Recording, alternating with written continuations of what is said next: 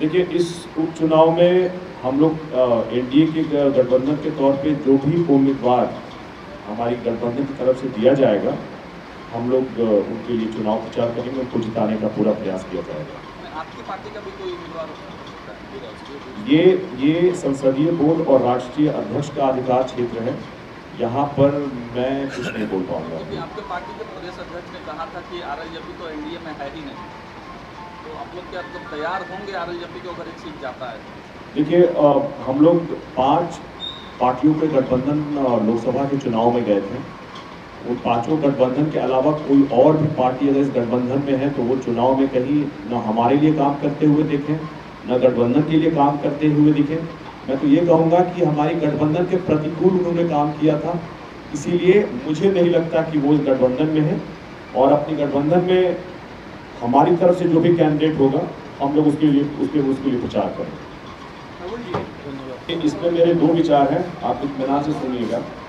सबसे पहला है कि एक अरुण भारती के आगे आ जाने से पूरा समाज आगे नहीं आ जाता, और इसीलिए पूरे समाज के इंटरेस्ट में है कि इसमें कोई वर्गीकरण फिलहाल नहीं हो, नहीं तो आरक्षण की चोरी, आरक्षण में छेड़छाड़, खिलवाड़ जो पहले से होते आए हैं वो जारी रहेंगे।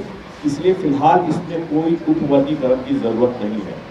दूसरी बात, आप मुझे ये बताइए, मेरी बेटी अभी क्लास 10th में बेस्ट 4 में 90% अंक लाई है।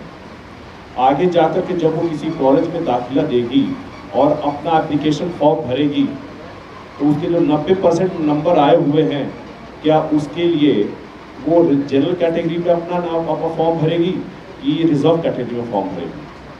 जैसे ही आप जनरल कैटेगरी में फॉर्म भरेंगे तो आप हमारे ऊपर दावा कर देंगे कि ये गलत जानकारी दे रहे हैं, फर्जीवाड़ा कर रहे हैं।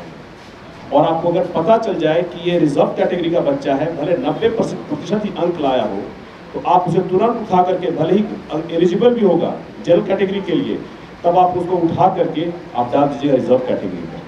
इसका मतलब ये हुआ कि ये छुआछूत और भेदभाव जो पहले मूर्त रूप में था, अभी भी अमूर्त रूप में है। इसलिए इसका जो आपका जो सवाल है, उस सवाल का जवाब इस समाज के पूरे परिप्रेक्ष्य पे और इन 2 बातों के परिप्रेक्ष्य पे देखना पड़ेगा। इसका ऑब्जेक्टिव जवाब नहीं हो सकता है, इसका एक सब्जेक्टिव जवाब ही हो सकता है। सच्चिदानंद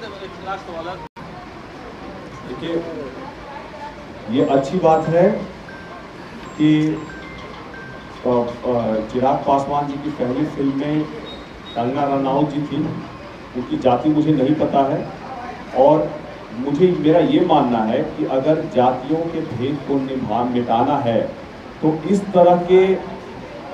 तरह का मेल मिलाप, सामाजिक हमारा मेल मिलाप जो हर लेवल का होना चाहिए, सिर्फ फिल्म में ही नहीं होना चाहिए, ये हमारे समाज में हर जगह होना चाहिए। और मैं आगे बढ़ कहूँगा कि अगर रोटी और बेटी का संबंध हो सकता हो तो वो भी होना चाहिए, तभी जाके समाज में ये जातिवाद का कोड खत्म होगा।